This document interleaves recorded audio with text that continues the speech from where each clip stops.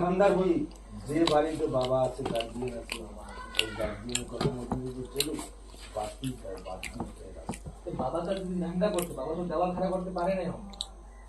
দেওয়াল খাড়া করা অত এতগুলো পরিবার চালিয়ে মুখের কথা না। ওই কথা এতগুলো পড়া ভরা 3 বছর, ওই কথা কই। 3 বছরে তুই 3 লাখ টাকা বাড়িতে কেউ পড়ায় না।